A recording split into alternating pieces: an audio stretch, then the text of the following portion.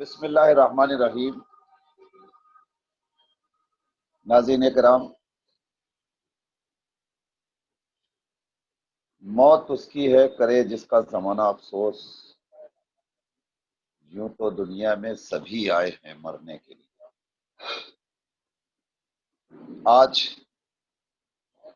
ایک محترم شخصیت، ایک انتہائی محب اہل بیت،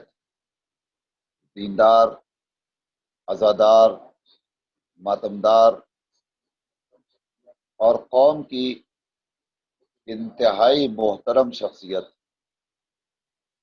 عزت مآب جناب سید وسیم حسن نقوی،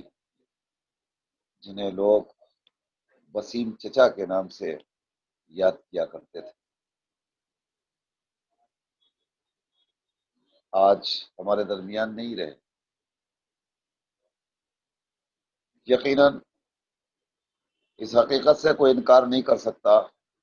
کہ جو بھی اس دنیا میں آیا ہے اسے ایک نہ ایک دن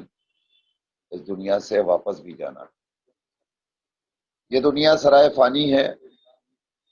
اور ہمیں دار بقا کی طرف کوچ کرنا ہے۔ اسی لیے ہم جب اپنے جانے والوں کی خبر سنتے ہیں تو ہمارے لبوں پر ایک کلمہ جاری ہوتا ہے، انا للہ و انا الیہ راجعون۔ ہم اپنے چاہنے والوں کے غم میں بے قرار ہوتے اور مر جاتے اگر ہمیں کربلا والوں کا غم بھر کے سہارا نہ دیتا۔ شفقتوں بھری، محبتوں بھری ذات اور شخصیت کا سایہ سروں سے اٹھ جانا کون برداشت کر سکتا ہے؟ ظاہر ہے موت سب کو آنی ہے، مگر یہ بھی سچ ہے کہ موت شخص کو آتی ہے، موت شخصیت کو نہیں آتی۔ موت ذات کو آتی ہے، موت کردار کو نہیں آتی۔ جو لوگ اپنی پوری زندگی ایک بہترین کردار کے طور پر اس دنیا میں گزار کر جائیں، وہ بظاہر ہماری نگاہوں سے روپوش ہو جاتے ہیں، مگر ہم انہیں دلوں سے کبھی جدا نہیں کر سکتے۔ ایسے ہی لوگوں میں مرحوم مقبول وسیم حسن نقوی صاحب کی ذات والا سفر، مجلسوں کی زینت، مصلوں کی زینت، فرش اعضا کی زینت، جلوس اعضا کی زینت، کن صفات کا تذکرہ کیا جائے۔ ممبر پہ خطیب ہوتا تھا، سامنے اگر وسیم چچا بیٹھے ہیں تو اس کا سینہ گز بھر چوڑا ہو جاتا تھا۔ ایک بہترین سامع ہمارے سامنے موجود ہے جو ہمیں داد بھی دے گا اور ہمیں دعاؤں سے بھی۔ ہاں، جو کل تک مجلسوں کی زینت رہا کرتا تھا، آج ہم کو خود اس کی مجلس پر طاقت دی۔ 2 روز ہو گئے وہ ہماری نگاہوں سے روپوش ہو گئے۔ آج ان کے ایصال ثواب کے لیے بچوں نے سوئی ان کی مجلس برپا کی۔ ناظرین، ہماری بھی خواہش تھی اور دستور بھی یہی ہے کہ مجلس اعضا کا آغاز ہمیشہ سوزخانی اور پیشخانی کے ذریعے ہوتا ہے۔ ہم سوچ رہے تھے کہ اس مجلس میں سوزخانی کس سے کرائی جائے۔ اچانک یہ خیال پیدا ہوا تو اسی سوزخاں سے سوزخانی کروائی جائے جو ہر برس 21 ماہ مبارک رمضان کی زینبیہ چینل کی مجلس میں سوزخانی کے فرائض انجام دیا۔ آئیے یہیں سے مجلس اعضا کا آغاز کرتے ہیں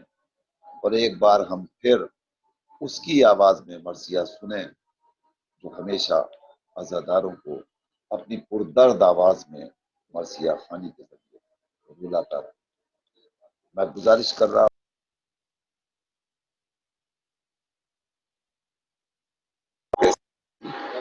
جنہوں نے 21 ماہ مبارک رمضان کو سوزخانی ادا کی تھی، وہ سوزخانی آپ کی خدمت میں پیش کی جائے۔ آپ حضرات استقبال کیجئے نعرہ صلوات کے ساتھ۔ اللہم صلی علی محمد وآل محمد۔ اے روزہ دارو آہو بکا کے یہ روز ہے، سادات پر نزول بلا کے یہ روز ہے، سرتاج اولیاء کی عزا کے یہ روز ہے، تم سے وداع شہر خدا کے یہ روز ہے، زخمی ہوئے امام تمہارے نماز میں، ظالم نے روزہ دار کو مارا نماز میں، ظالم نے روزہ دار کو مارا نماز میں، لکھا ہے جب دو نیم ہوا فرق مرتضی، سجدے سے جبرائیل کے رونے کا غول اٹھا، پھینکی سروں سے زینب و کلثوم نے ردا، چونکا کے بھائیوں کو پکارے غضب ہوا، ارے سنتے ہو جبرائیل اس وقت کیا کہا، وہ بولے پیٹ کر قتل المرتضی کہا، وہ بولے پیٹ کر قتل المرتضی کہا، دوڑے یہ کہہ کے جانب مسجد وہ نیک ذات، ڈوبی ہوئی لہو میں ملی کشتی نجات، ماتھے پہ خون باپ کا مل کر کہی یہ بات، اٹھایا قبلہ کعبہ کس نے ہاتھ، ارے رلوایا نانا جان کو دارالسلام میں، بن باپ کا کیا ہمیں ماہ سیام میں، بن باپ کا کیا ہمیں ماہ سیام میں، ناگہان نمازیوں کے گروہ آئے ننگے سر، حیدر نے مجتبیٰ سے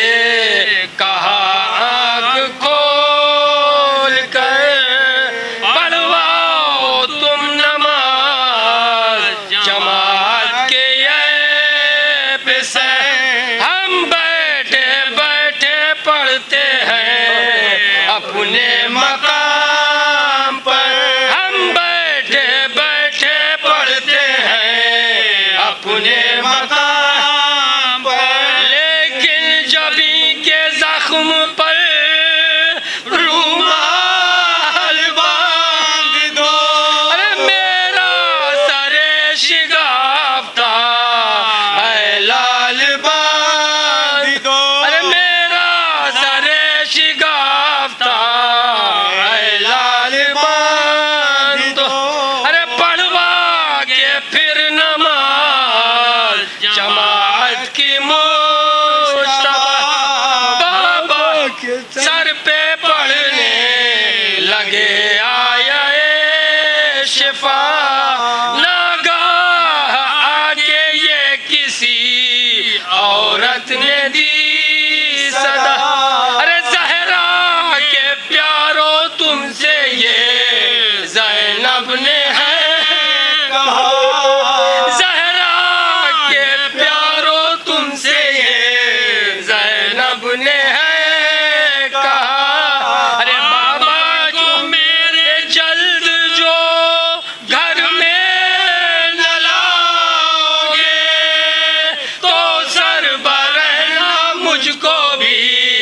مسجد میں پاؤ گے تو سربراہنا مجھ کو بھی مسجد میں پاؤ گے ارے بولے علی آواز ابھی سے بجا نہیں زینب سے کہہ دو کوفہ ہے یہ کربلا زینب سے کہہ دو کوفہ ہے یہ کربلا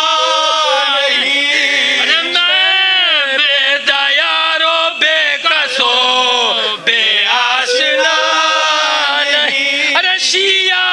ہے گرد نر گئے اہل جفا نہیں شیعہ ہے گرد نر گئے اہل جفا نہیں پردے سے ننگے سر تو ابھی کیوں نکالتی ہے کیا حلق پر حسین کے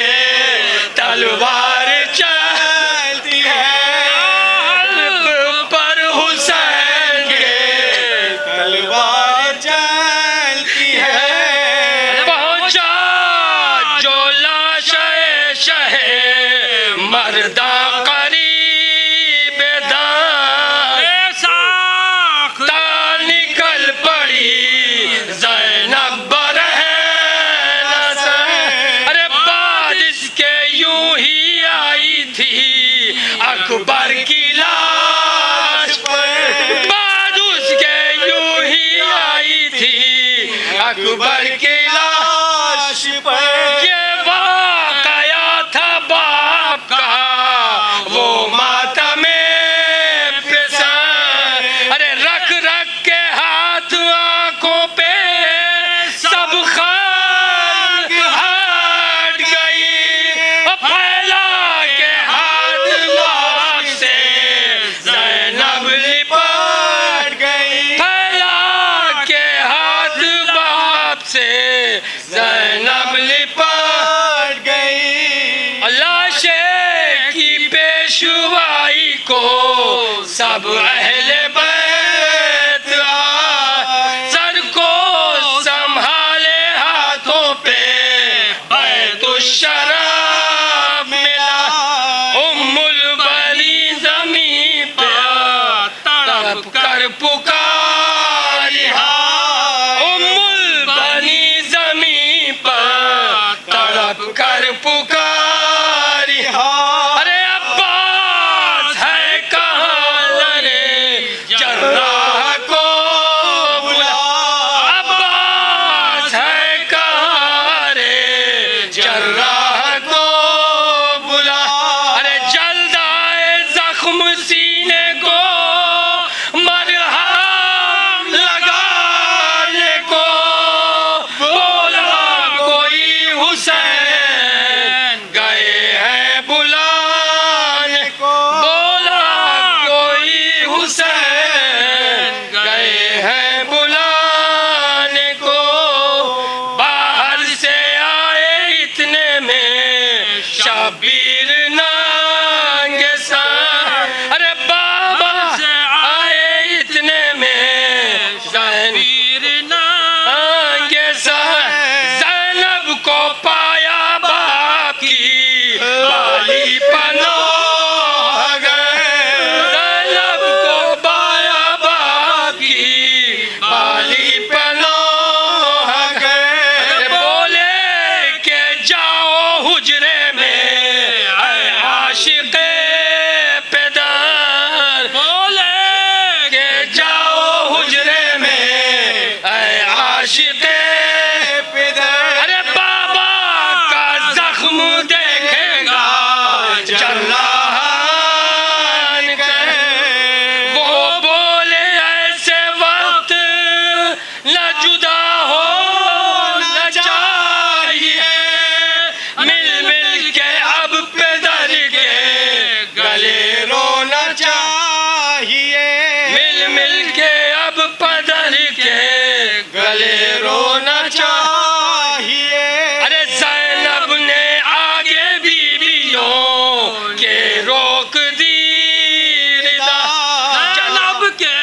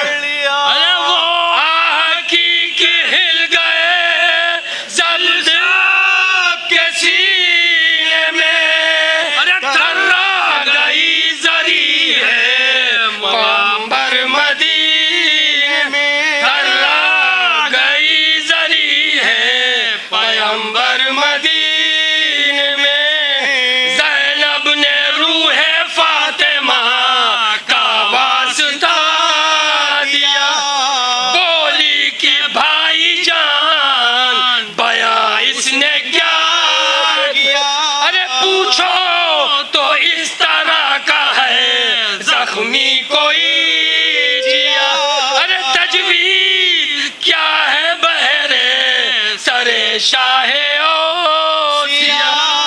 ارے ٹاکوں کا یہ محل ہے، نہ مرہم کا کام ہے جان کی تو خیر یہ نازک مقام ہے جان کی تو خیر یہ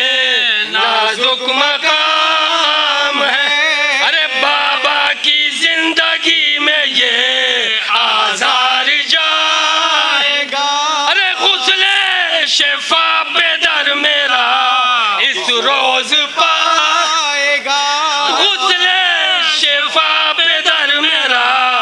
اس روز پائے گا، ارے رو کر کہا علی نے کہ یہ کیا بتائے گا،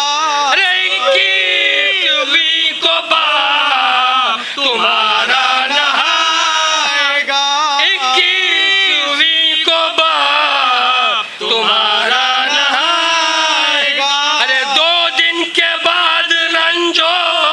قلق سے فرار ہے، کپڑے نئے گلے میں ہیں اور سبز باغ ہے، کپڑے نئے گلے میں ہیں اور سبز باغ ہے، ارے سمجھے ہجوم غم میں نہ وہ باپ کا سخن، سمجھی ہجوم غم میں نہ وہ باپ کا سخن، پھر مجتبی کو دی قسم رب ظلم، ارے منہ پر تماچے مار کے کہنے لگے حسن، ارے بالکل جواب دیتا ہے جراح بہن، بالکل جواب دیتا ہے جراح بہن، ارے کہتا ہے یہ کہ زہر اثر اب نہ کر چکا، کس کی دعا کروں میرا آقا تو مر چکا، کس کی دعا کروں میرا آقا تو مر۔ ناظرین، ابھی آپ نے سماعت فرمایا مرحوم و مغفور جناب وسیم حسن نقوی صاحب، جو اپنی پرسوز آواز میں ہمیشہ سوزخانی کے ذریعے مجلس اعضا کو زینت دیا کرتے تھے۔ آج ہم ان کے غم میں خود غمزدہ ہیں، وہ اس دنیا سے رخصت ہو گئے۔ ہم نے اس مجلس سیوم میں وہ مرثیہ آپ کے حوالے کیا جو ابھی گزشتہ برس اپنی تمام تر بیماریوں کے باوجود ویل چیئر پہ چل کر زینبیہ امام بارگاہ تک آئے، اور آنے کے بعد انہوں نے اتنی دیر تک سوزخانی کی تھی۔ شاید انہیں بھی یہ احساس تھا کہ پتہ نہیں آئندہ برس ہمیں موقع ملے یا نہ ملے۔ ہم بارگاہ رب العزت میں صرف اب ان کے لیے ان کی مغفرت کی دعائیں کر سکتے ہیں اور زیادہ سے زیادہ ایصال ثواب۔ آئیے ناظرین، قبل اس کے کہ خطیب مجلس عزت مآب عالی جناب مولانا میثم زیدی صاحب قبلہ کو آپ کی خدمت میں پیش کرنے کی سعادت حاصل کروں، میں اپنے بھائیوں کی تسکین کے لیے ایک نظم تعزیت بالکل تر و تازہ حاضر کر رہا ہوں۔ یہ میرے اپنے جذبات ہیں، میں پیش کر رہا ہوں کہ تیری حیات بڑی معتبر وسیم حسن، تیری حیات بڑی معتبر وسیم حسن، تیرا عمل تیرا زاد سفر وسیم حسن، تیرا عمل تیرا زاد سفر وسیم حسن، زمین پر تیرا مسکن تو عارضی تھا فقط، زمین پر تیرا مسکن تو عارضی تھا فقط، تھا مستقل تیرا جنت میں گھر وسیم حسن، تھا مستقل تیرا جنت میں گھر وسیم حسن، اور ابھی ہوئے بھی نہیں تھے تیرے حساب و کتاب، ابھی ہوئے بھی نہیں تھے تیرے حساب و کتاب، صدا جنا نے دی آجا ادھر وسیم حسن، ابھی ہوئے بھی نہیں تھے تیرے حساب و کتاب، صدا جنا نے دی آجا ادھر وسیم حسن۔ شیر ملا فرمایا، ابھی آپ نے مرثیہ سماعت فرمایا کہ سہارا مرثیہ خانی سے اپنی لے لینا، سہارا مرثیہ خانی سے اپنی لے لینا، عمل میں کوئی کمی ہو اگر وسیم حسن، سہارا مرثیہ خانی سے اپنی لے لینا، عمل میں کوئی کمی ہو اگر وسیم حسن۔ اور نشان ماتم شہ بھی، نشان سجدہ بھی، نشان ماتم شہ بھی، نشان سجدہ بھی، ہے دو چراغ تیرے ہم سفر وسیم حسن، نشان ماتم شہ بھی، نشان سجدہ بھی، ہے دو چراغ تیرے ہم سفر وسیم حسن۔ اور دفاع حق کے لیے ہر محاذ ہستی پر، جن حضرات کے سامنے وسیم چچا کی زندگی ہے وہ تائید کریں گے اس شعر پر میری، دفاع حق کے لیے ہر محاذ ہستی پر ہمیشہ رہتے تھے سینہ سپر وسیم حسن، دفاع حق کے لیے ہر محاذ ہستی پر ہمیشہ رہتے تھے سینہ سپر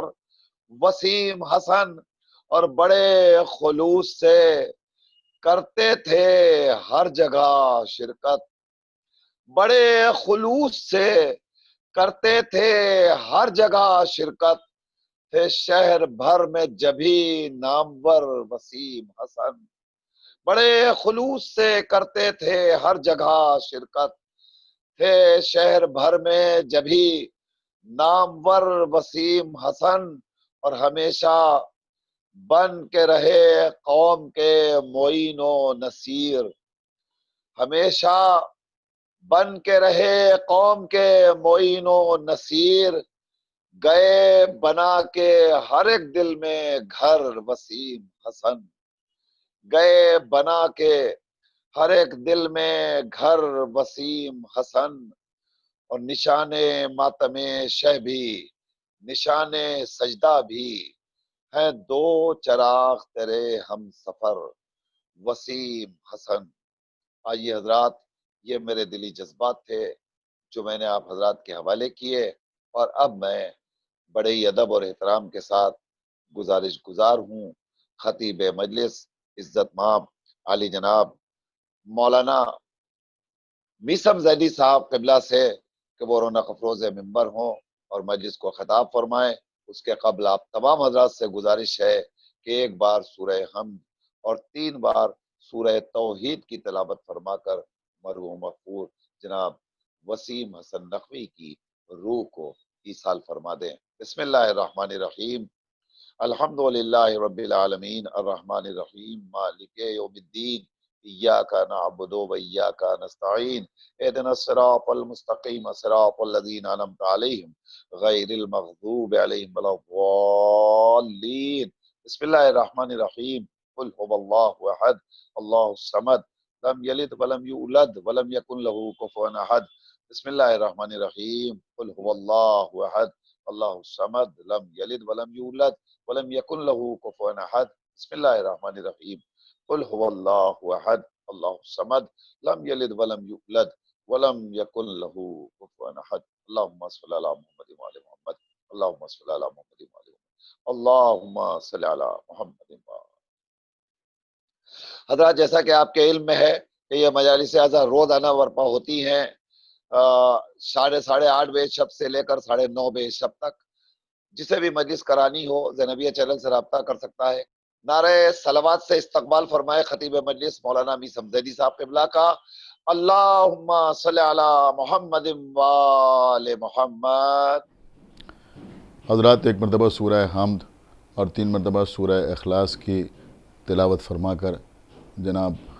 وسیم حسن نقوی ابن سید حسن ذکی نقوی صاحب مرحوم کی روح کو ایصال ثواب فرما دیں۔ بسم اللہ الرحمن الرحیم، الحمدللہ۔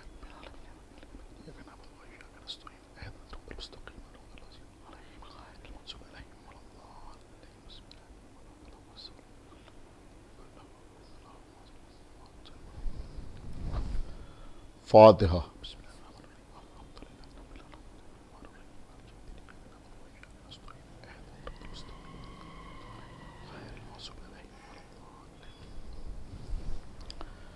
اعوذ باللہ من الشیطان اللعین الرجیم،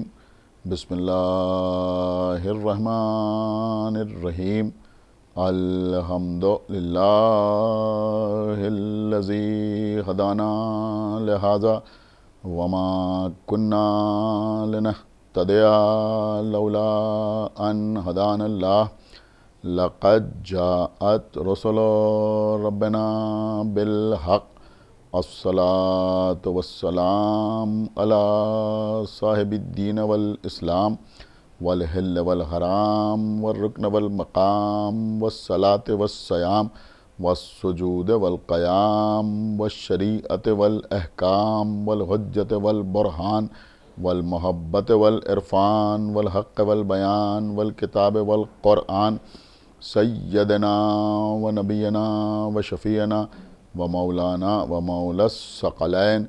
جد الحسن والحسین ابی القاسم محمد، اللہم صلی اللہ محمد وعلی اہل بیتہ الطیبین الطاہرین المعصومین المظلومین المنتخبین المنتجبین الذین اذہب اللہ عنہم الرجس وطہرہم تطہیرا، اللہم صلی اللہ وَلَعْنَةُ اللَّهِ عَلَىٰ أَعْدَائِهِمْ وَقَتْلَتِهِمْ وَغَاصِبِي حُقُوقِهِمْ وَمُنْكِرِي فَضَائِلِهِمْ وَمَصَائِبِهِمْ أَجْمَعِينَ مِنَ الْآنِ إِلَىٰ يَوْمِ الدِّينِ،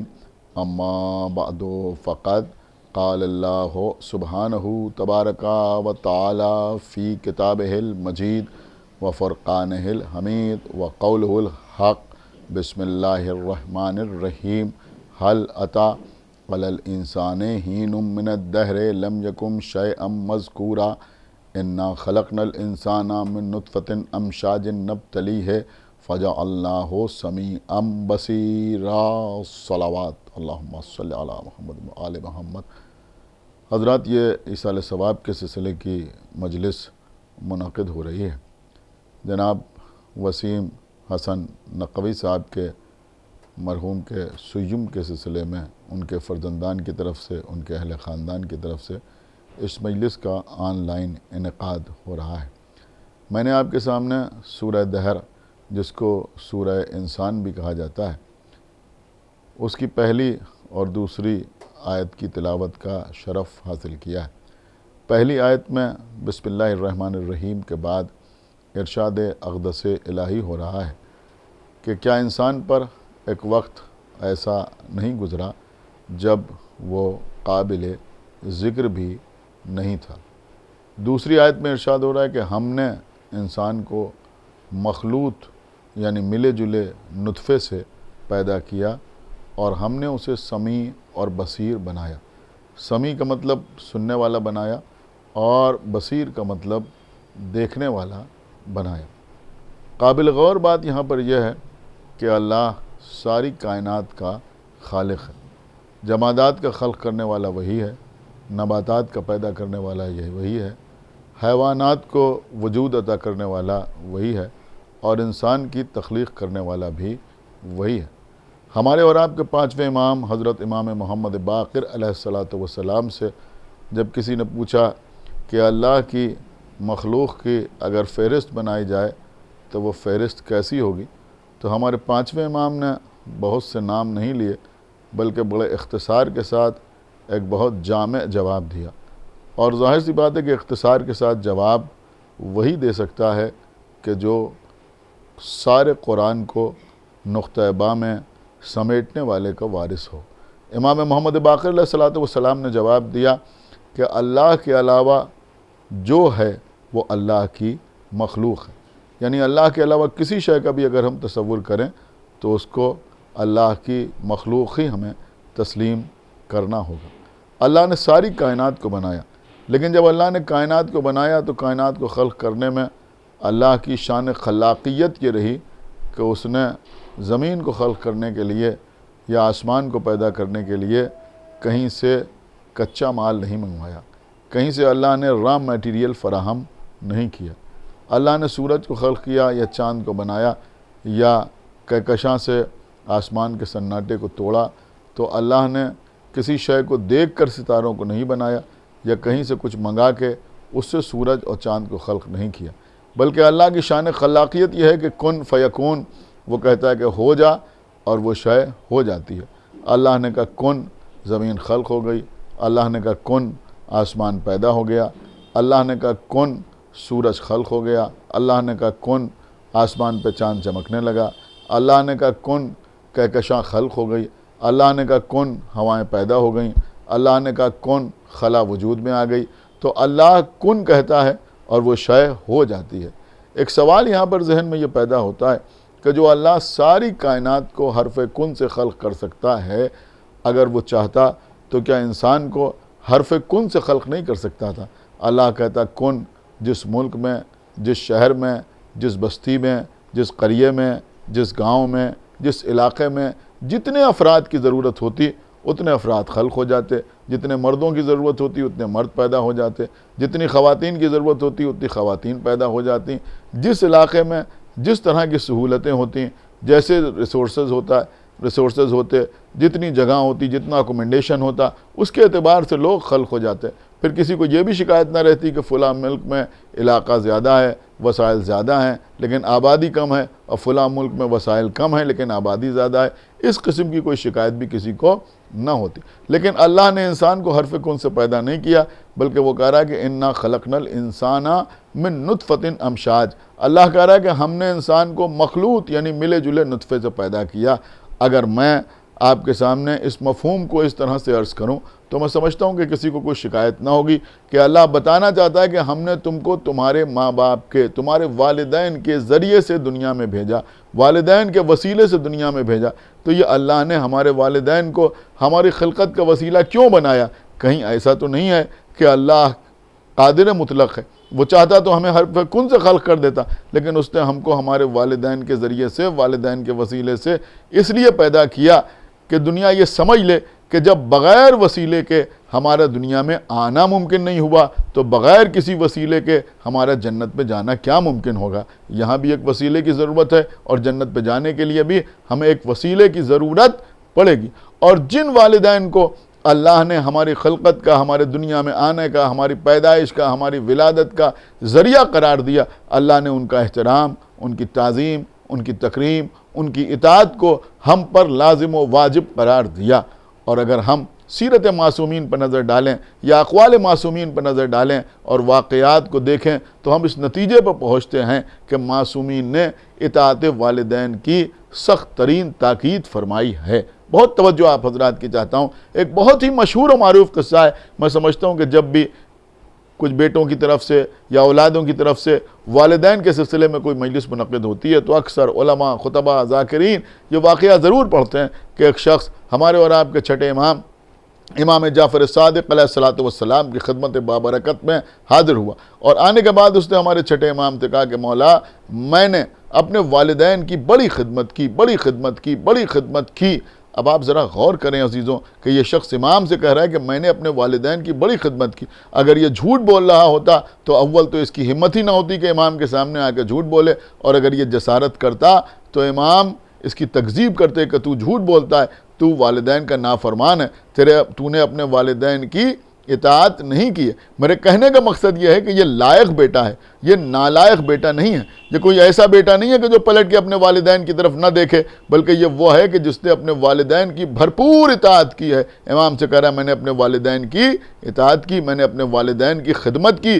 تو امام نے فرمایا کہ اللہ تجھے اجر عطا کرے۔ اس نے کہا مولا ایک سوال ہے۔ کہا کیا سوال ہے؟ کہ یہ بتائیے کہ کیا والدین کی اطاعت کا، ان کی خدمت کا حق ادا ہو گیا؟ تو امام نے فرمایا اللہ تجھے اجر عطا کرے، لیکن جہاں تک حق کا سوال ہے تو حق تو ادا نہیں ہوا۔ تو اس نے پوچھا کہ حق کیوں نہیں ادا ہوا؟ دیکھیں عجب جواب آپ کے امام نے دیا۔ امام نے فرمایا کہ حق اس لیے ادا نہیں ہوا کہ بچپن میں جب تیرے والدین تیری خدمت کرتے تھے تو ان کے ذہن میں تیری زندگی کا تصور ہوتا تھا، لیکن جب تو اپنے والدین کی خدمت کرتا ہے تو تیرے ذہن میں ان کی موت کا تصور ہوتا ہے۔ اس کا مطلب یہ ہوا کہ دنیا میں ہر حق ادا ہو سکتا ہے۔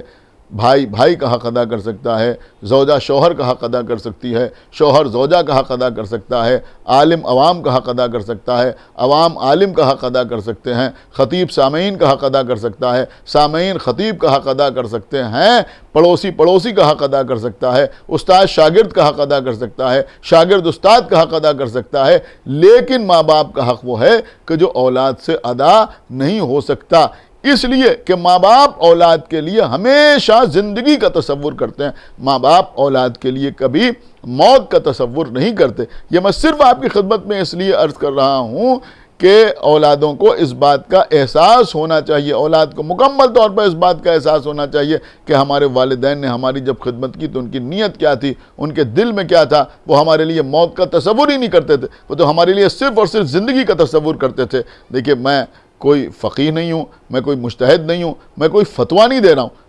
یہ بات آپ بہت غور سے سنیے جو میں آپ کی خدمت میں عرض کر رہا ہوں۔ میں کوئی فتویٰ بیان نہیں کر رہا ہوں، میں کسی حلال کو حرام نہیں کہہ رہا ہوں، میں کسی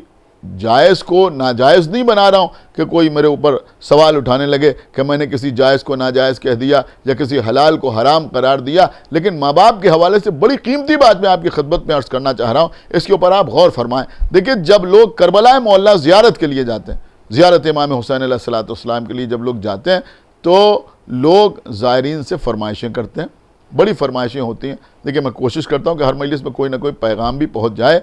آج کے حالات کے پیش نظر میں یہ بات آپ کی خدمت میں عرض کر رہا ہوں کہ اگر کوئی زیارت کے لیے جا رہا ہے تو اس سے اگر آپ کا چاہنے والا ہے، آپ سے محبت کرنے والا ہے، تو اس سے اگر آپ کا دل چاہے تو آپ فرمائش تو کیجئے، لیکن کوئی ایسی فرمائش نہ کیجئے کہ دوران سفر آپ کی فرمائش کی وجہ سے زائر کو کسی قسم کی کوئی تکلیف ہو یا کسی پریشانی کا سامنا کرنا پڑے، یا آپ کی فرمائش پوری کرنے کے فکر میں اس کی زیارت میں کسی قسم کا کوئی خلل واقع ہو۔ بہرحال یہ ایک جملہ تھا جو میں نے آپ کی خدمت میں عرض کر دیا۔ لیکن جب لوگ زیارت پہ جاتے ہیں تو لوگ فرمائشیں کرتے ہیں۔ کوئی کہتا ہے ہمارے لیے مہر کربلا یعنی سجدگاہ لیتے آنا کربلا کی، کوئی کہتا ہے ہمارے لیے تسبیح لیتے آنا، کوئی کہتا ہے فلاں جگہ کی تصویر لیتے آنا، یہ لائیے گا وہ لائیے گا۔ لیکن آپ مجھے بتائیں سب سے زیادہ فرمائش جو ہوتی ہے وہ کس چیز کی ہوتی ہے؟ کربلا جانے والوں سے۔ کربلا جانے والوں سے سب سے زیادہ جو فرمائش ہوتی ہے وہ کفن کی فرمائش ہوتی ہے کہ آپ کربلا جائیے گا تو ہمارے لیے کفن لیتے آئیے گا۔ لوگ کربلا سے کفن لے کے آتے ہیں۔ دیکھیے ایک بار میں پھر کہہ دوں چونکہ مجلس بہت دور تک جائے گی کہ کوئی اعتراض نہ کرے کہ میں کسی جائز کو ناجائز بنا رہا ہوں یا حلال کو حرام بنا رہا ہوں، لیکن ایک بالکل فطری بات آپ کی خدمت میں عرض کر رہا ہوں کہ جو لوگ کربلا جاتے ہیں وہ اپنے اعزاء و اقارب کے لیے کفن لے کے آتے ہیں۔ آپ کو دنیا میں نہ معلوم کتنے بیٹے ایسے ملیں گے کہ جو کربلا جاتے ہیں تو اپنے والدین کے لیے کفن لے کے آتے ہیں، لیکن آپ کو دنیا میں ماں باپ میں کوئی ایسا نہیں ملے گا جو کربلا جائے تو اپنی اولاد کے لیے یا اس کی نیت کر کے کفن لے کے آئے۔ اس کا مطلب کیا ہوا؟ اس کا مطلب یہ ہوا کہ ماں باپ اپنی اولاد کے لیے موت کا تصور ہی نہیں کرتے۔ تو وہ جب جاتے ہیں تو اپنے بچوں کے لیے کفن لے کے نہیں آتے۔ یہ الگ بات ہے کہ وہ اپنے لیے کفن لے کے آئے، خدا نخواستہ کسی کا بیٹا فوت ہو جائے تو باپ جو کفن اپنے لیے لے کے آیا وہ اس کے بیٹے کے لیے استعمال ہو جائے۔ میرے کہنے کا مقصد سمجھیے کہ اگر لے آئے تو حرام نہیں ہے، ناجائز نہیں ہے، لیکن ماں باپ اولاد کے لیے موت کا تصور نہیں کرتے۔ کیوں نہیں کرتے؟ کس وجہ سے نہیں کرتے؟ اس وجہ سے نہیں کرتے کہ ماں باپ کو جتنی محبت اپنی اولاد سے ہوتی ہے اتنی محبت اولاد کو اپنے ماں باپ سے نہیں ہوتی۔ شیخ صدوق علیہ الرحمہ کی مشہور زمانہ کتاب ہے جس کا نام ہے علل الشرائع۔ میں علل الشرائع سے آپ کی خدمت میں عرض کر رہا ہوں کہ کسی شخص نے سرکار صادق آل محمد سے سوال کیا کہ مولا آپ یہ فرمائیں کہ جتنی محبت ماں باپ کو اپنی اولاد سے ہوتی ہے اتنی محبت اولاد کو اپنے ماں باپ سے کیوں نہیں ہوتی؟ اس کا سبب کیا ہے، اس کی وجہ کیا ہے؟ تو آپ کو معلوم ہے آپ کے چھٹے امام نے کیا جواب دیا۔ دیکھیے یہاں پر ایک خوبصورت سا جملہ میں آپ کی خدمت میں عرض کروں گا، اور میں سمجھوں گا کہ آپ اس جملے کی قدر ضرور کریں گے، اور اگر آپ محسوس کریں گے تو محسوس بھی ہوں گے، اور یہ بھی مرحوم کے لیے بہترین ایصال ثواب قرار پائے گا کہ ہمارے چھٹے امام نے جو جواب دیا۔ سوال کیا تھا کہ جتنی محبت ماں باپ کو اولاد سے ہوتی ہے، اور یہ بالکل حقیقت ہے، اتنی محبت اولاد کو ماں باپ سے کیوں نہیں ہوتی؟ یعنی محبت تو ہوتی ہے لیکن اتنی نہیں ہوتی جتنی محبت ماں باپ کو اپنی اولاد سے ہوتی ہے۔ تو آپ کے چھٹے امام نے جواب دیا کہ ایسا اس لیے ہے کہ اولاد ماں باپ سے ہوتی ہے مگر ماں باپ اولاد سے نہیں ہوتے۔ میں جو جملہ عرض کرنا چاہ رہا ہوں وہ یہ ہے کہ اس جواب نے ہمیں یہ بتایا کہ جو ہمارا امام ہوتا ہے وہ نفسیات کا ماہر نہیں ہوتا بلکہ نفسیات کا خالق ہوتا ہے، نفسیات کا خلق کرنے والا ہوتا ہے۔ یہ ہمارے امام نے جواب دیا، لیکن ایک نتیجہ یہاں سے اور برآمد ہوا کہ ہم اپنے ماں باپ سے ہیں مگر ہمارے ماں باپ ہم سے نہیں ہیں۔ چونکہ ہم اپنے ماں باپ سے ہیں، ماں باپ ہم سے نہیں ہیں، لہذا جتنی محبت ماں باپ کو ہم سے ہوتی ہے اتنی محبت ہم کو اپنے ماں باپ سے نہیں ہوتی۔ آپ ذرا غور فرمائیں اس کا مطلب کیا ہوا۔ اگر اس کو میں باقاعدہ آپ کی خدمت میں عرض کرنا چاہوں تو یوں بھی عرض کر سکتا ہوں، اور جو پڑھے لکھے حضرات سماج فرما رہے ہیں وہ میرے خیال میں میری بات کی قدر کریں گے کہ جہاں جہاں منیت کا رشتہ یک طرفہ ہوتا ہے وہاں محبت کی شدت میں فرق ہوتا ہے، وہاں محبت کے معیار میں فرق ہوتا ہے، وہاں محبت کی کیفیت میں فرق ہوتا ہے۔ ہم اپنے ماں باپ سے ہیں مگر ہمارے ماں باپ ہم سے نہیں ہیں، لہذا ان کو جو ہم سے محبت ہے وہ ہم کو ان سے نہیں ہے۔ شاید اسی لیے جب اللہ نے ساری کائنات سے پیغمبر کا رشتہ جوڑا اور منیت کا رشتہ جوڑا تو حدیث قدسی میں ارشاد فرمایا کہ لولاک لما خلقت الافلاک، اے ہمارے حبیب اگر ہم آپ کو نہ پیدا کرتے تو ہم افلاک کو پیدا نہ کرتے۔ اس کا مطلب یہ ہوا کہ ساری کائنات کو اللہ نے پیغمبر کے صدقے میں پیغمبر کی وجہ سے پیدا کیا۔ اب اگر میں عرض کروں تو خالی اس کو لفاظی پر مشتمل نہ سمجھا جائے، میں آپ کی خدمت میں عرض کر رہا ہوں، پوری توجہ آپ حضرات کی چاہتا ہوں۔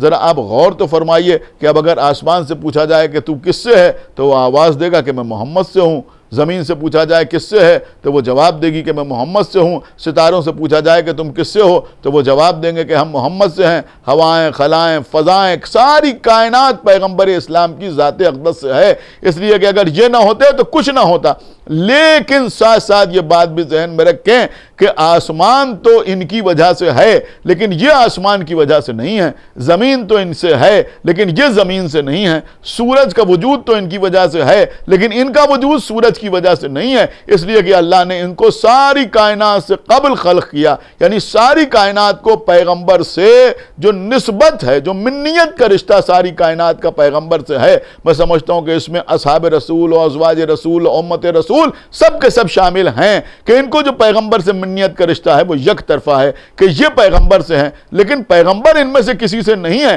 لیکن جب پیغمبر نے اپنے اہل بیت سے اپنا رشتہ جوڑا تو کس انداز سے رشتہ جوڑا؟ کہا جب پیغمبر نے اپنے اہل بیت سے اپنا رشتہ جوڑا تو وہ اس رشتے کو پیغمبر نے یک طرفہ نہیں رکھا، کہیں بھی یک طرفہ نہیں رکھا۔ آپ ذرا غور کر دیجئے کہ جب جنگ احد میں سب کے سب پیغمبر کو چھوڑ کر فرار کر گئے، صرف مولا متقیان پیغمبر کی حفاظت کرتے رہے، اور بعد میں جبریل امین نازل ہوئے اور آنے کے بعد اللہ کے رسول سے کہا اے اللہ کے رسول، اللہ کہتا ہے کہ نصرت اسے کہتے ہیں جو علی نے انجام دی۔ تو پیغمبر مسکرائے اور مسکرا کے فرمایا کہ کیوں نہ ہو، اس لیے کہ علی منی و انا من ہو، علی مجھ سے ہیں اور میں علی سے ہوں، علی مجھ سے ہیں اور میں علی سے ہوں۔ تو جبرائیل امین نے فرمایا کہ وہ انا منکما، کہ میں آپ دونوں سے ہوں۔ کچھ آپ نے غور فرمایا، یہ جبرائیل ہیں جو پیغمبر اسلام کے پاس وہی لے کے آتے ہیں، قرآن لے کے آتے ہیں۔ یہ نہیں فرمایا کہ میں خالی آپ سے ہوں بلکہ فرمایا انا منکما، کہ میں آپ دونوں سے ہوں۔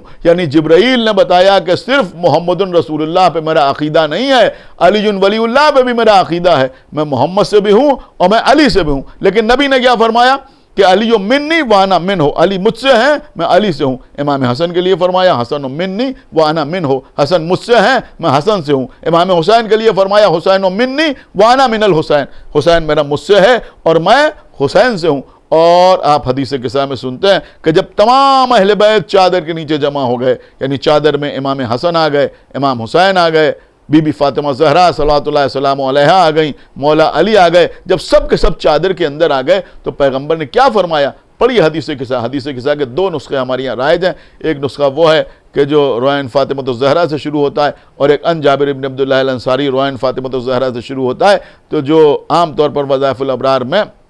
حدیث قصہ کا نسخہ ہے، اس میں یہ جملہ آپ کو باقاعدہ مل جائے گا کہ جب تمام اہل بیت چادر میں جمع ہو گئے اور پیغمبر نے چادر کے کونوں کو پکڑا اور کہا اللہم ہؤلاء اہل بیتی، پروردگار یہ ہیں میرے اہل بیت، ان کا گوشت میرا گوشت ہے، ان کا پوست میرا پوست ہے، ان کا خون میرا خون ہے، اور جس نے ان کو دوست رکھا اس نے مجھ کو دوست رکھا، اور جس نے ان کو دشمن رکھا اس نے مجھ کو دشمن رکھا۔ اور یہ سب کچھ کہنے کے بعد پیغمبر نے فرمایا کہ انہم منی وانا منہم، کہ یہ سب کے سب مجھ سے ہیں اور میں ان سے ہوں۔ ایک صلوات پڑھیں بر محمد و آل محمد، اللہم صلی علی محمد و آل محمد۔ تو میں عرض کر رہا تھا قبلہ کہ یہ اہل بیت اطہار ہیں کہ ان کو پیغمبر اسلام سے جو منیت کا رشتہ حاصل ہے وہ یک طرفہ نہیں ہے، بلکہ یہ پیغمبر سے ہیں اور پیغمبر ان سے ہیں۔ بس میں اپنی بات کو آگے بڑھاؤں تو یہ ہے والدین کا مرتبہ۔ بیٹوں کی طرف سے باپ کے ایصال ثواب کے لیے مجلس منعقد ہو رہی ہے۔ میں آپ کی خدمت میں ایک جملہ عرض کر کے بات کو آگے بڑھاؤں، آپ ذرا غور فرمائیں عزیزوں۔ دیکھیں قابل غور بات ہے کہ اگر سارے کے سارے، میں سمجھتا ہوں کہ سارے کے سارے مسلمانوں کے فرقے اور سارے فرقوں کے علماء اس بات پر متفق ہیں کہ اگر کوئی باپ نافرمانی کی وجہ سے اپنے نالائق بیٹے کو اپنے گھر سے نکال دے، یعنی آنکھ کر دے، تو اللہ کی جنت میں اس بیٹے کے لیے کوئی جگہ نہیں ہے۔ وہ نماز پڑھے، روزہ رکھے، حج کرے، کچھ بھی کرے، لیکن اگر باپ نے بیٹے کو آنکھ کر دیا تو اس بیٹے کے لیے اللہ کی جنت میں کوئی جگہ نہیں ہے۔ میں اس مجلس کے حوالے سے ایک سوال آپ کی خدمت میں رکھنا چاہتا ہوں کہ ارے بھائی، اگر باپ بیٹے کو آنکھ کر دے تو اس بیٹے کے لیے جنت میں کوئی جگہ نہیں ہے۔ آپ مجھے بتائیے، جس باپ نے بیٹے کو آنکھ کیا، کیا اس کی جنت یقینی ہے؟ کیا اس کے ایمان کی کوئی سند ہے؟ اس کے لیے کوئی اس طرح کا سرٹیفکیٹ آیا ہے کہ یہ ضرور بخش دیا جائے گا؟ کہ نہیں، ایسا کچھ نہیں ہے۔ پھر کیا بات ہے کہ نہیں، والدین کی اطاعت کو کیونکہ واجب قرار دیا گیا ہے، لہذا اگر کوئی باپ اپنے نافرمان بیٹے کو گھر سے نکال دے تو سارے اعمال و افعال دینے کے باوجود اس بیٹے کے لیے اللہ کی جنت میں کوئی جگہ نہیں ہے۔ بہت توجہ آپ حضرات کی چاہتا ہوں۔ ارے بھائی، غور کرنے والی بات ہے کہ اگر ہمارا جیسا خاطی انسان جس کی اپنی جنت کا کوئی ٹھکانہ نہیں ہے، اپنے بیٹے کو اس کی نالائقی کی وجہ سے، نافرمانی کی وجہ سے، بدتمیزی کی وجہ سے گھر سے نکال دے تو اس بیٹے کے لیے اللہ کی جنت میں کوئی جگہ نہیں ہے۔ تو اب ذرا سارے مسلمان ہمیں انصاف سے بتائیں کہ پھر اگر طٰہٰ، یاسین، مزمل، مدثر، بشیر، نذیر، نور اول، خلق اول، عشق اول، احمد مجتبیٰ، محمد مصطفیٰ، رسول خدا صلی اللہ علیہ وآلہ وسلم کسی کو اپنے گھر سے نکال دیں تو نہ اسلام میں کوئی گنجائش ہے، نہ اللہ کی جنت میں کوئی گنجائش ہے۔ ایک صلوات پڑھیں بر محمد و آل محمد، اللہم صلی علی محمد و آل محمد۔ بس عزیزوں، میں نے اپنی بات کو تمام کیا، اور یہ بات بھی آپ اپنے ذہن میں رکھیں۔ اس مجلس کے حوالے سے میں آپ کی خدمت میں عرض کر رہا ہوں، چونکہ بیٹوں کی طرف سے باپ کے ایصال ثواب کے لیے یہ مجلس منعقد ہوئی ہے۔ دیکھیں قبلہ، باپ کے دنیا سے گزر جانے کے بعد، اگر باپ اس دنیا سے گزر جائے تو، یا ماں اس دنیا سے گزر جائے تو، ماں باپ کے دنیا سے گزر جانے کے بعد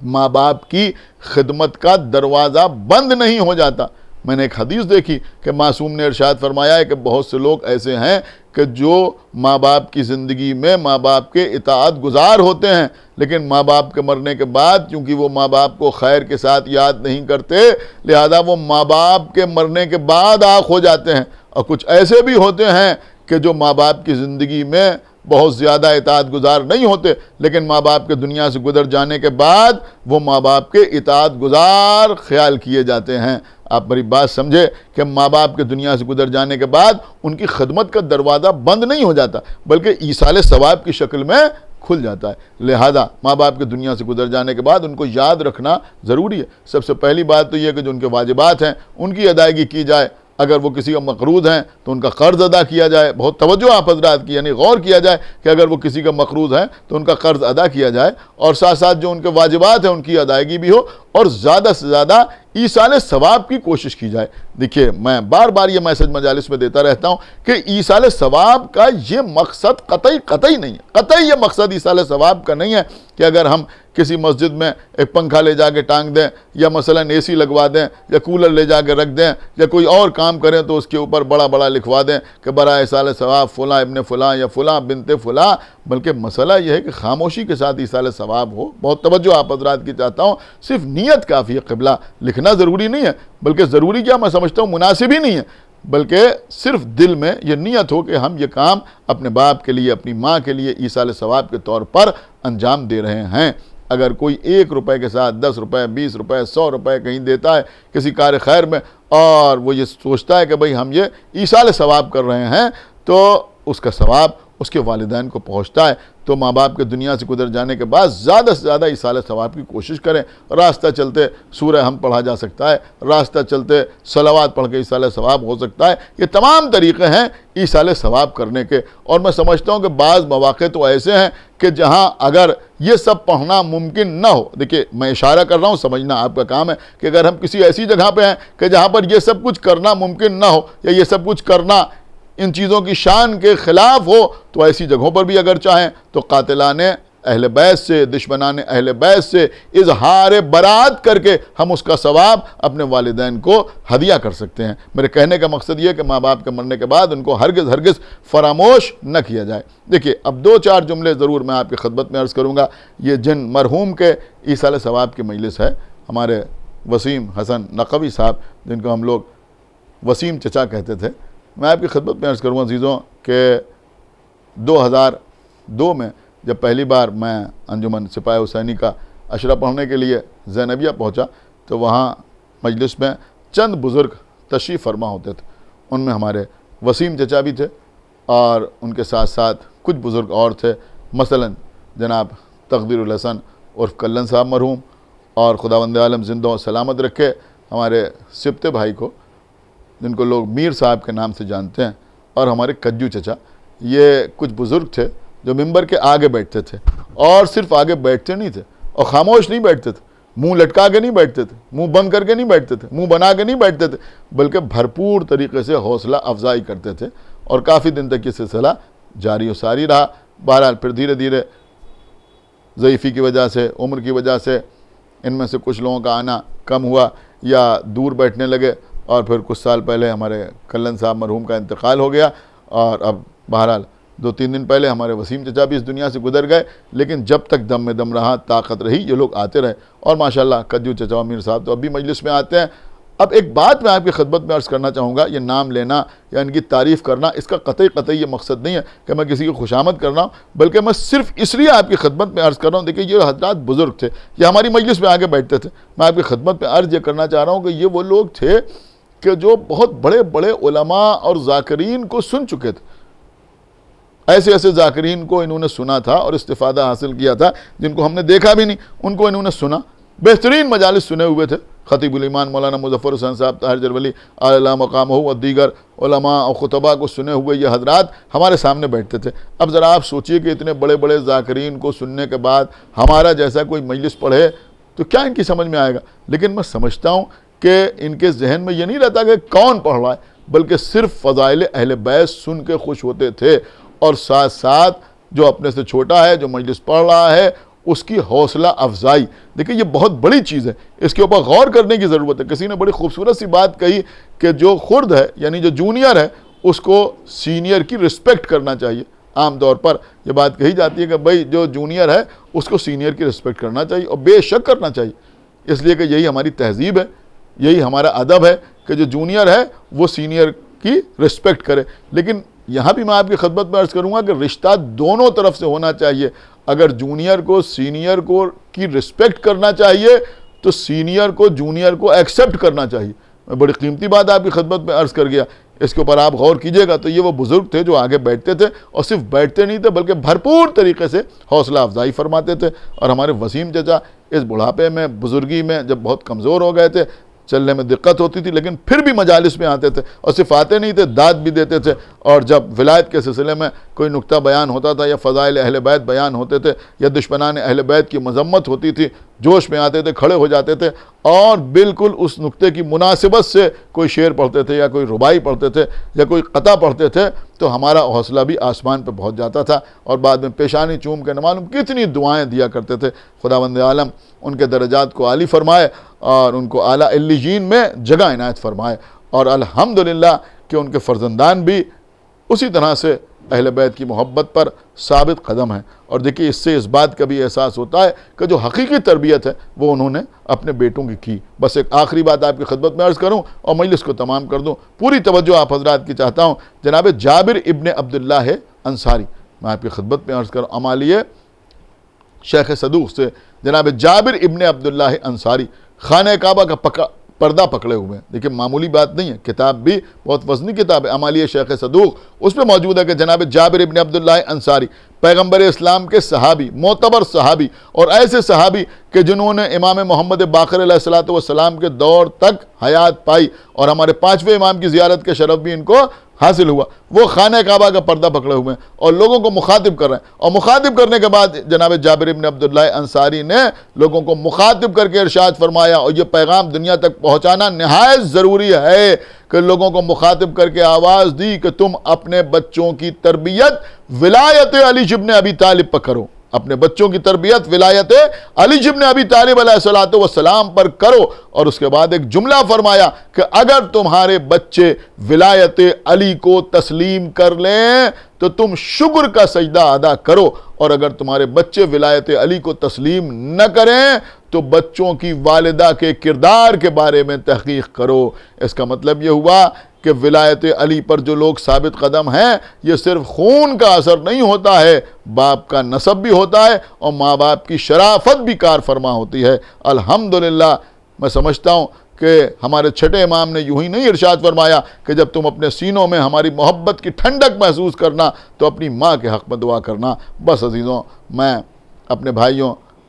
یعنی وسیم چچا کے فرزندان اور دیگر ان کے اہل خاندان کی خدمت میں تعزیت پیش کرنے کے لیے صرف یہی عرض کروں گا کہ آپ کے بابا اس دنیا سے گزر گئے، آپ کے باپ نے دنیا کو چھوڑ دیا، ظاہر سی بات ہے کہ آپ کے اوپر ایک غم کا پہاڑ ٹوٹ پڑا، اس لیے کہ باپ کا موجود رہنا ہی اولاد کے لیے ایک بہت بڑی نعمت ہوتی ہے۔ لیکن میں یہ ضرور عرض کروں گا کہ آپ کے باپ اس دنیا سے گزر گئے، کم سے کم آپ نے ان حالات میں، لاک ڈاؤن چل رہا ہے، پریشانیاں تھیں، لیکن اس کے باوجود آپ نے کفن بھی دیا، غسل بھی دیا، دفن بھی کیا، لوگ آپ کی مدد کرنے کے لیے بھی آئے، جہاں تک ممکن تھا لوگ آئے آپ کو تعزیت پیش کرنے کے لیے، جو نہ آ سکے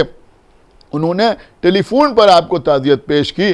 لوگوں کے آ جانے سے یا کسی کے تعزیت پیش کر دینے سے کسی کا مرا ہوا باپ زندہ نہیں ہو جاتا، کوئی مرنے والا اٹھ کے نہیں بیٹھ جاتا، لیکن لوگوں کے آ جانے سے دل کو تسلی ضرور ہوتی ہے۔ یہ بات ذہن میں آتی ہے کہ اس سفر غم میں ہم اکیلے نہیں ہیں، کچھ اور لوگ بھی ہمارے ساتھ ہیں۔ لیکن عزیزوں کربلا کے میدان میں، ہاں عزیزوں، خطیب اکبر میر صاحب کے 2 مصرے پڑھا کرتے تھے، مجھے یاد آ رہا قیامت کے مصرے ہیں، میں سمجھتا ہوں کہ اگر ادراک ہو جائے تو یہ مصرے زندگی پر رونے کے لیے کافی ہیں، کہ وہ بیان کرتے ہیں کہ امام حسین علیہ السلام، میر صاحب نے نظم کیا ہے کہ کربلا کے میدان میں آقا حسین آواز دے رہے ہیں، عباس مر گئے، علی اکبر جدا ہوا، ہم سے کسی نے یہ بھی نہ پوچھا کہ کیا ہوا۔ آپ دیکھیں عزیزوں کیا کیفیت ہے، اگر ہم اپنے محلے میں اپنے گھر سے نکلیں، کسی کے دروازے پر کچھ لوگ جمع ہوں،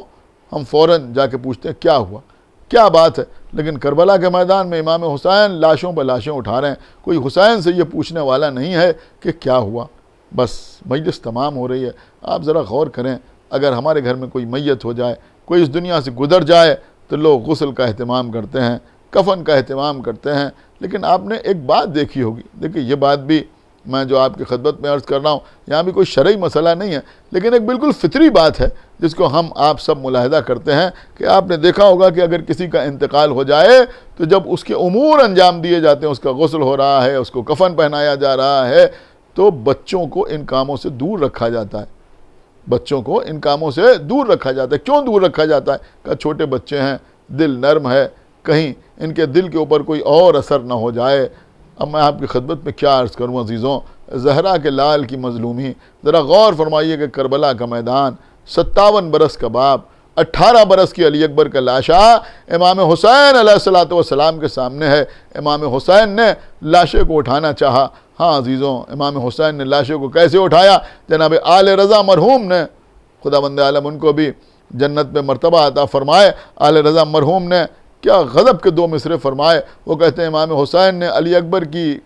کی پیٹھ کے نیچے دونوں ہاتھوں کو لگایا اور اس کے بعد نجف کا رخ کیا، لاشوں کو اٹھانا چاہتے تھے۔ کیسے لاشوں کو اٹھایا؟ آواز دی مشکل کشا علی، میرے حاجت روا علی، کڑیل جواں کی لاش اٹھاتا ہوں یا علی، یہ کہہ کے حسین نے لاشوں کو اٹھایا، کچھ دور چلے، پھر زمین پر رکھا، پھر اٹھایا، پھر زمین پر رکھا، پھر اٹھایا، پھر زمین پر رکھا۔ اب عزیزوں امام حسین میں قوت نہ رہی، ایک مرتبہ خیمے کی طرف دیکھا، کیا دیکھا کہ چھوٹے چھوٹے بچے خیمے کے در کے اوپر جمع ہیں۔ آواز دی بچوں آؤ، آ کے اپنے بھیا کا لاشا اٹھاؤ۔ عزیزوں خیمے سے چھوٹے چھوٹے بچے دوڑتے ہوئے آئے۔ اب آپ کو پتہ ہے یہ کتنے بڑے بچے تھے، 3 سال 4 سال 5 سال 6 سال 7 سال کے بچے۔ آپ مجھے ایمانداری سے بتائیں اتنے چھوٹے چھوٹے بچے کیا جانے کہ لاشا کیسے اٹھایا جاتا ہے۔ ہاں عزیزوں بچوں نے لاشا پتہ ہے آپ کو کیسے اٹھایا، کہ بچے علی اکبر کے لاشے سے لپٹ گئے، کچھ بچے سر سے لپٹ گئے، کچھ بچے سینے سے لپٹ گئے، کچھ بچے کمر سے لپٹ گئے، کچھ بچے پیروں سے لپٹ گئے، آگے آگے بچے علی اکبر کو لیے ہوئے، پیچھے پیچھے حسین واہ علیہ واہ اکبرہ کے نعرے لگاتے ہوئے جا رہے ہیں۔ بس مجلس تمام ہو رہی ہے، آپ کے چند آنسو اور بہہ جائیں، اس لیے کہ یہی آنسو، یہی گریا، یہی رونا، یہی مقصد و معال مجلس ہے۔ ہاں عزیزوں آپ کے آنسو بہہ جائیں، یہی بہترین ایصال ثواب بھی قرار پائے گا اور ہمارے لیے ذریعہ نجات بھی قرار پائے گا۔ ہاں عزیزوں امام حسین کی شہادت کے بعد بی بی زینب کے کانوں میں بھی کوئی ایک بھی ایسی آواز نہیں آئی کہ امام حسین کے غسل کا اہتمام کیا جائے، امام حسین کے کفن کا اہتمام کیا جائے، امام حسین کے لیے قبر کھودی جائے۔ ہاں زینب کے کانوں میں اگر کوئی ایسی آواز آتی تو شاید دل کو کچھ تسلی ہوتی، لیکن ایسی کوئی آواز بی بی کے کانوں میں نہیں آئی۔ آپ کو پتہ ہے آواز کیا آئی؟ آواز کیا آئی؟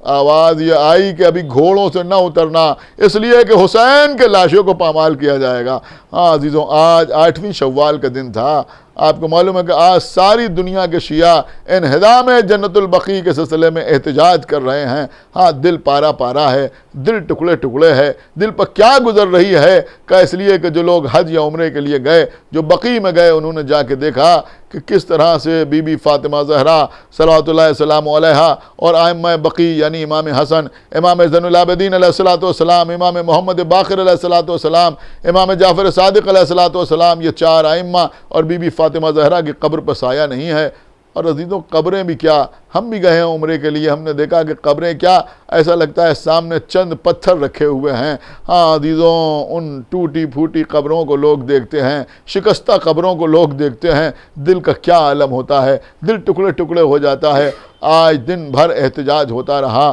مومنین کے دل شکستہ ہیں، غمزدہ ہیں۔ کبھی آپ نے سوچا کہ ہم شکستہ قبریں دیکھتے ہیں ائمہ کی تو ہمارے اوپر کیا گزر جاتا ہے؟ اب ذرا سوچئے کہ جب طلعہ زینبیہ پہ کھڑی ہوئی بی بی زینب دیکھ رہی ہوں گی کہ سامنے حسین کے لاشے پہ گھوڑے دوڑ رہے ہیں تو بی بی کا کیا عالم ہوا ہوگا۔ ہاں عزیزوں جب سنا کہ پسر سعد پکار کے کہہ رہا ہے گھوڑوں سے نہ اترنا، ابھی حسین کے لاشے کو پامال کیا جائے گا، تو بی بی اسی بلندی پہ آئیں جسے طلعہ زینبیہ کہتے ہیں، جہاں پر کھڑے ہو کے بی بی نے اپنے بھیا کو ذبح ہوتے ہوئے دیکھا تھا۔ ہاں عزیزوں بی بی زینب دیکھ رہی ہیں، کیا دیکھ رہی جناب زینب کا؟ جناب زینب نے دیکھا کہ جب گھوڑے دوڑنے کے لیے تیار ہوئے، لاشیں لا کے سامنے رکھے گئے تو ہر کے قبیلے کے لوگ سامنے آئے، بنی ریاض سامنے آئے، اور آنے کے بعد پسر سعد سے کہا کہ ہم نے مانا کہ ہر حسین کی جانب چلا گیا تھا، ہم نے تیرے کہنے سے ہر کو تیر مارے، ہم نے تیرے کہنے سے ہر کو تلواریں ماری، ہم نے تیرے کہنے سے ہر کو نیزے لگائے، لیکن اب ہم یہ بھی گوارا نہ کریں گے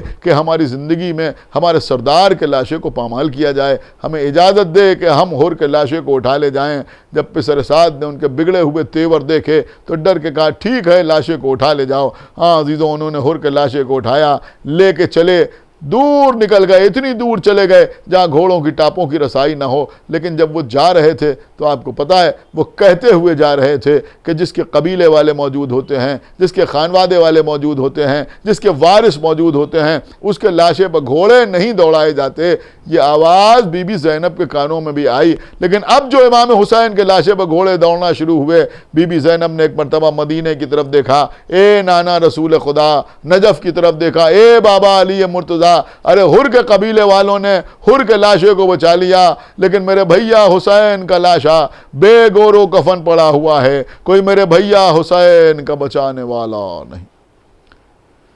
پروردگار جو واسطہ محمد وال محمد کا اس ذکر کے طفیل میں مرحوم کو جوار معصومین میں جگہ عنایت فرما، ان کے متعلقین کو صبر جمیل عطا فرما۔ پروردگار تمام بانیان مجلس اور تمام وہ لوگ کہ جو شرکائے مجلس ہیں ان کے دلی مقاصد کی تکمیل فرما۔ پروردگار ہم کو اعمال صالحہ کی توفیق عنایت فرما، ہمارے عقائد کو صحیح و سالم رکھ، ہم جب تک زندہ رہیں آل محمد کی محبت اور ان کے دشمنوں کی عداوت پہ زندہ رہیں، اور دنیا سے جائیں تو یہ دونوں عظیم ترین نعمتیں اپنے ساتھ لے کے جائیں۔ پروردگار جلد از جلد ہمارے امام زمانہ کا ظہور فرما اور ان کے اصحاب اور انصار میں ہمارا شمار فرما۔ حضرات 1 مرتبہ سورہ حمد اور 3 مرتبہ سورہ اخلاص کی تلاوت فرما کر جناب وسیم حسن نقوی صاحب مرحوم ابن جناب حسن ذکی صاحب مرحوم کی روح سے